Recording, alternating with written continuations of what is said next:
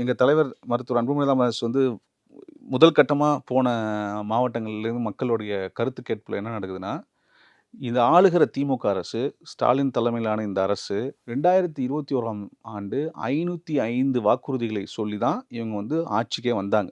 505 வாக்குறுதிகள். நீங்க பார்த்தீங்கன்னா தெரியும். நாங்க போய் டப்பா டப்பா வச்சு அவங்க வந்து நெறைய கருத்து கேட்பு நடத்துனாங்க. ஸ்டாலின் அவர்கள் ஊர் ஊரா போயிட்டு டப்பா வச்சுக்கிட்டு, நாங்க இத பூட்டி வச்சுருவோம், அப்புறமா செஞ்சுருவேன்ட்டு எல்லாம் என்னென்னமோ நாடகம் பண்ணாங்க.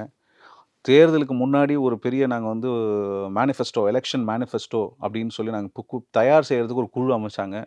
குழு அமைச்சு, ஒரு பெரிய பிரஸ் மீட் வச்சு, எலக்ஷன் முன்னாடி மக்கள்ட்ட என்ன சொன்னாங்கன்னா, 505 வாக்குறுதிகள் நாங்க நிறைவேற்றுவோம். நீங்க எல்லாம் எனக்கு ஓட்டு போட்டீங்கன்னா, நாங்க மிகப்பெரிய அளவுல நாங்க அதெல்லாம் நிறைவேத்தி, இந்த மக்கள வந்து நாங்க வந்து அடுத்த கட்டத்துக்கு கொண்டு போவோம்ன்னு சொல்லி மக்கள்ட்ட சொன்னாங்க. ஆட்சிக்கு வந்து கிட்டத்தட்ட 50 மாதங்கள் ஆயிடுச்சு. கிட்டத்தட்ட 4 1/2 ஆண்டுகள் ஆயிடுச்சு. அந்த 505 வாக்குறுதிகள்ல வெறும் 66 மட்டும் தான் முழுமையா பண்ணியிருக்காங்க.